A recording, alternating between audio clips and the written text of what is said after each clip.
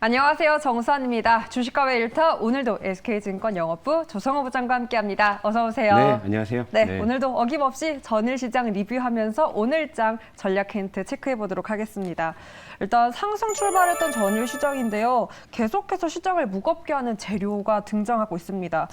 미중 갈등이 다시 한번 재점화될 수 있는 시그널이 잡혔고 또 외국인이 벌써 이거래일째 대규모 선물 매도를 보였어요. 네, 선물 매도. 요즘에 그 시장의 흐름이 그 외국인의 그 선물 포지션에 완전히 밀착돼가지고 네. 그 방향으로, 그러니까 꼬리가 몸통을 흔드는 웹도덕의 시장이 계속 이번 주 내내 연출이 되고 있어요. 그래서 제가 여러분들께 그 단기 변동성을 좀 주의할 필요가 있다 말씀드리고요. 자, 어제 뭐 코스피 하락 폭이 좀 나왔고요. 코스닥도 좀 더 나왔고, 하락 종목도 뭐 이제 비교 우위에 있었고, 수급도 코스피를 뭐 기관이 조금 사준 거 제외하면 뭐 코스닥도 마찬가지. 외국인은 어제 현물 쪽도 좀 양시장에서 네. 좀 제법 좀 많은 규모의 매도가 좀 나와 있죠. 그러니까 지금 확실히 제가 이제 그 수급이 빨간불이라는 말씀을 드렸는데 계속 그런 상황이고요. 오른 종목들 특징도 보면 뭐 자동차, 어제 실적. 네. 이제 지금 시장에서 지금 실적 가이던스가 가장 좀 좋은 쪽이 자동차다 보니까 숫자에 딱 반응을 해요. 뭐 주식이 뭐 실적으로 오르겠다는데 네. 뭐 누가 토를 달겠습니까? 네, 그러니까 이제 그런 자동차 논리죠. 그리고 LCC. 예. 대형주, 중소형주 할 것 없이 자동차 쪽은 지금 실적 네. 요 기대감으로 가고 있고 어제 소비주가 좀 일제히 많이 움직였습니다. 뭐 항공, 여행, 의류 아무래도 이제 성수기 기대감으로 네. 이렇게 작용하는데 또 어제 되게 재밌는 건 뭐냐면 보통 사료주하고 재건주는 반대로 움직이거든요. 그러니까요. 그렇죠? 근데 어제 같이 올라요. 물론 이제 어제 이제 재건주 쪽에서는 그 모듈러 모듈러 주택이라는 정책 기대감이 좀 반영된 측면도 있긴 하지만 이걸 또 이제 우크라이나 재건의 모듈러 주택을 또 활용할 수 있다라는 논리까지 확대 재생산하면서 어제 사료주와 재건주 절대 어울리지 않는 반대로 가는 녀석들이 같이 올랐다. 어제 제가 그래서 지금 시장 뭘로 표현했죠? 돗대기 시장, 그죠? 그러니까요. 그 더 소비라고 다 어려워졌어요. 오르지도 않아요. 소비에서도 빠진 종목이 있었고 사료 재건도 대체로 올랐지만 거기서 또 빠지는 종목들도 있으니까 섹터 내에서도 지금 희비가 교차하는. 그러니까 동네는 잘 찾아가도 번지수가 틀리는 장은 어제도 연출이 됐고 네. 어제 좀 화학주에서 낙폭이 좀 많이 나왔습니다. 특히 대장주인 LG화학이 어제 공장 가동 중단 소식이 그 소식에 있었죠. 급락을 했는데 요즘 대형주가 정말 왜 이러죠? 뭐 자고 일어나면 대형주가 하나씩 터지니까 이것도 별로 좋은 현상 아니고 한때 2차 전지는 최근에 어떤 수급적인 부분이 좀 분명히 있기는 해요. 또 그러니까 어제는 이제, 양극재 판가 하락 보고서에 정말 민감하게 그런 것도 반응했어요. 있고 2차 전지가 성장성이나 뭐 실적이나 다 이런 것들에 대해서는 의심을 하지 않습니다만 이슈에 유독 민감한 섹터이기도 네, 합니다. 맞아요. 그래서 시장 변동성을 야기하는 사실 그런 섹터이기도 한데 어쨌건 또 이러다가도 또 뭐 호재가 나오면 또 올라가기도 하니까 근데 다만 이제 2차 전지 쪽은 지금 수급적인 부담이 있다라는 점 보시면 되고 조선주는 그냥 뭐 차익 실현 정도로만 이렇게 보시면 되는데 네. 자 제가 이제 LG화학도 이렇게 좀 제가 코멘트를 해드렸는데 그러니까 지금 시장이 돗대기 시장인 이유가 또 여기서 나오는 것 같아요. 왜냐하면 자고 일어나면은 대형주가 급락을 해버리니까 그러면 이제 투자자들은 어떤 선택을 할까요? 아니 뭐 대형주도 뭐 저렇게 뭐 박살나는데 가서 그냥 중소형주나 가서 그냥 신뢰도 투자 심리도 네. 더 위축되죠. 그러니까 그런 것도 참 지금 시장의 어떤 수급 쏠림이 하나의 원인이 좀 되는 것 같긴 해요. 네. 예를 대형주들의 이슈를 한번 그럼 체크해 볼까요? 그러니까 대형주 급락이 요즘 자주 보이잖아요, 네. 여러분 보시면은. 그러니까 대형주에 대한 신뢰가 저하되면은 당연히 중소형주 쪽으로 쏠림이 나타날 그렇죠. 수밖에 없는 거예요. 보세요. CJ, CGV가 그 대규모 유상증자 역할을 네. 했고 이번 달에만 지금 거의 뭐 38%가 급락을 했죠. 자, SK. CJ 무려 CJ예요, 그죠? 그리고 SK 이노베이션도 유상증자 최근 이슈로. 네. 유상증자 이슈로 3일 동안 12%. 네. 대형주가 3일 동안 10% 넘게 빠진데 이거 당연히 급락이라고 좀 봐야 되겠죠. 자, 셀트리온은 그저께 이제 미국 그 보험 등재 불투명 여부 때문에 네. 했고 LG화학은 또 뭐 여수 공장 가동 중단해 갖고 어제 장중에 6% 급락. 그러니까 제가 여러분 마음을 이해한다니까. 아이 뭐 대형주 사도 뭐 똑같이 뭐 급락하는데 뭐 그냥 가서 뭐 테마주를 하지. 저 어떻게 말립니까? 그쵸. 이런 상황에서. 그러니까 지금 계속 이제 시장이 이런 상황이니까 중소형주 중심으로 지금 뭐 투기적인 수급 쏠림이 그러니까 어제 뭐 예를 들면은 의료기기 관련주들은 장중에 급등했다 막 급락 반전하고 근데 그걸 말릴 만한 사실 상황이 아니잖아요. 지금 대형주도 이런데. 그러니까 지금 시장이 그래가지고 굉장히 좀 단기 그 투기적인 수급이 계속 지금 뭐 예를 들면 매일매일 이제 천하제일 뭐 단타 대회식으로 이렇게 하다 네. 보니까 사실 매매 능숙해도 사실은 방향 잘못 잡으면 낭패를 볼 수 있는 시장이니까. 그러니까 이제 지금 시장은 제가 지난주부터 눈을 2주째 말씀드리고 있네요.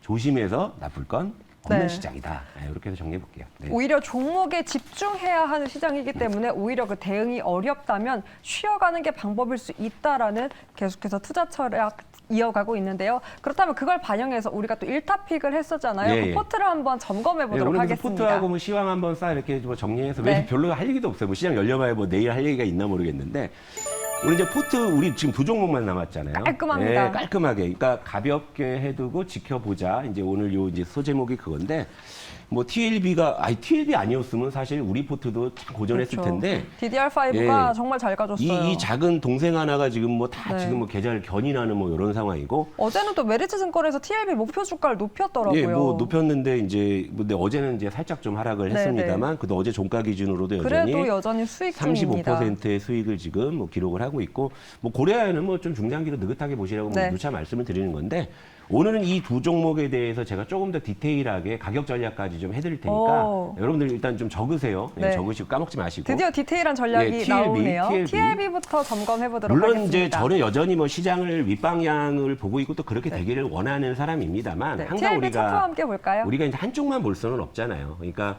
최근에 어떤 시장의 불확실성 증가라든지 수급의 뭐 악화 뭐 여러 가지 이제 변수들이 있기 때문에 제가 이제 익절 라인을 오늘 새롭게 좀 설정을 해드릴게요. 오, 네. 이 익절 라인은 뭐냐면 TLB가 이제 지금 이제 그 52주 신고가를 뚫고서 이제 사상 최고가로 가는 여정으로 가고 있는데 그때 이제 매물벽을 이제 한 3번, 4번 이제 돌파하다가 주춤했던 구간이 바로 이 24,000원 라인대고요.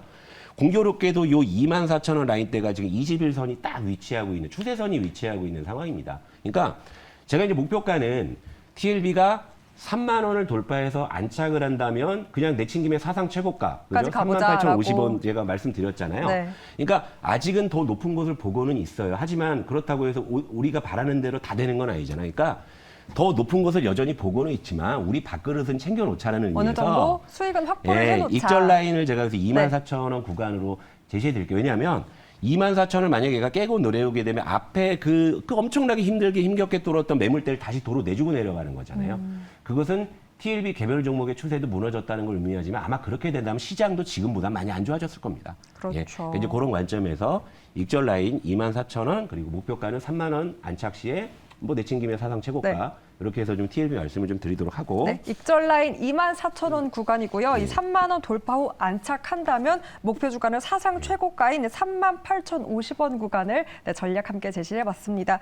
그렇다면 두 번째, 2차 전지 관련주로도 또 구분을 예, 해주셨던 고려아연. 고려아연 체크해 볼까요? 고려아연은 좋아요. 좋은데 시장이 변수일 뿐이다. 요즘 이제 시장이 조금 시황이 약간 이제 네. 모호해지는 이런 상황이니까 자 수익률을 보면서 행복감을 주는 종목은 TLB가 맞는데 보면서 안정감을 주는 건 이 녀석이 맞습니다. 보세요. 대형주가 막 LG화학이 막 6%씩 셀트리온이 8%씩 급나가는 상황에서 묵직하게. 고려아연은 네. 지가 올라봐야 1, 2% 내려봐야 1, 2% 하니까 굉장히 안정적이잖아요. 그러니까 이런 상황에서 모멘텀만 부각이 된다면 올라올 수 있다라고 이제 보는 건데 좀 시장이 변수죠. 왜냐하면 이게 코스피 200 종목이니까 인덱스 종목이죠. 그러니까 네. 시황이 아무래도 불안하게 되면은 뭐 프로그램 매매라든지 아니면 뭐 바스켓 매매라든지 여러 가지에서 좀 수급적으로 불리할 수가 있으니까 그래서 이제 시장이 변수라는 거를 제가 말씀을 드리. 하지만 모멘텀은 좋다.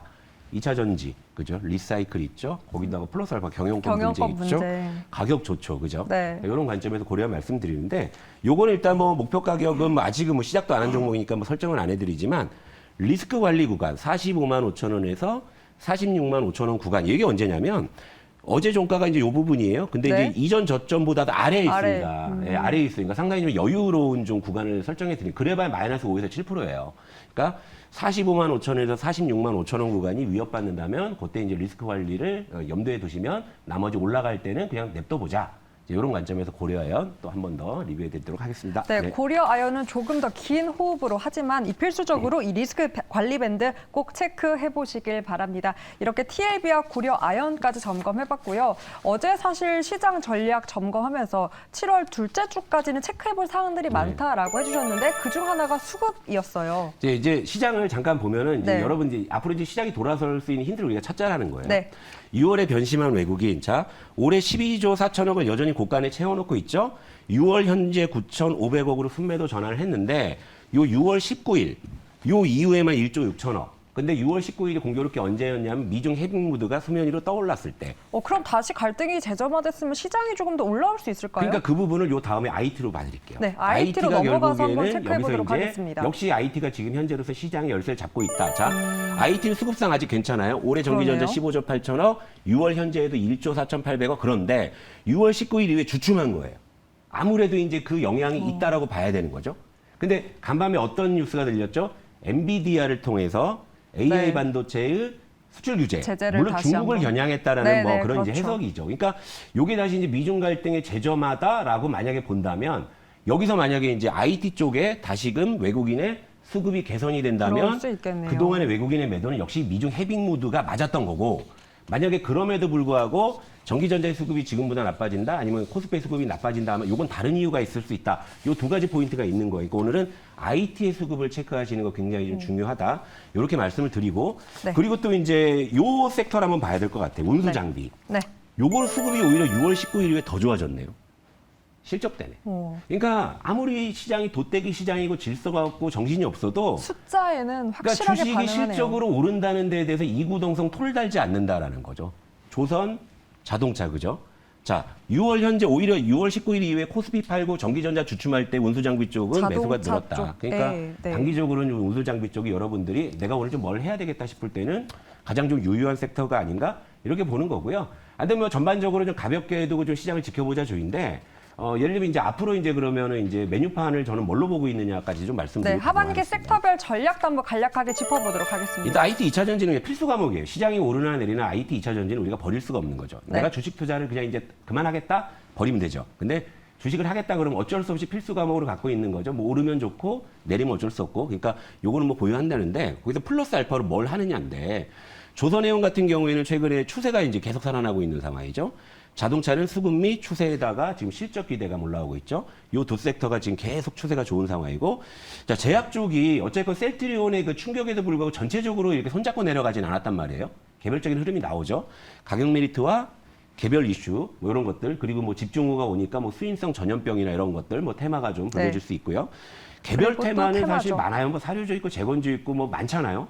근데 이건 제가 늘 높아심에 말씀드리는데 이건 트레이딩에 좀 숙련되신 분들에 한해서만 그래서 제가 딱히 무슨 테마라고 써놓지는 않은 거예요. 근데 요 정도 플러스 알파로 요 정도 선에서만 여러분들께서 하신다면은 뭐 제가 볼 때 시장에서 크게 소외되지는 않을 수 있다. 다만 시장의 변동성을 우리가 늘 주의해야 된다. 이렇게 정리해드리겠습니다. 네, IT 2차 전지, 지수 관련 필수 보유 섹터까지 이렇게 하반기 섹터별 전략까지 함께했습니다. 오늘도 꼼꼼하게 전략 챙겨주셔서 감사하고요. SK증권 영어부 조성우 부장과 함께했습니다. 고맙습니다.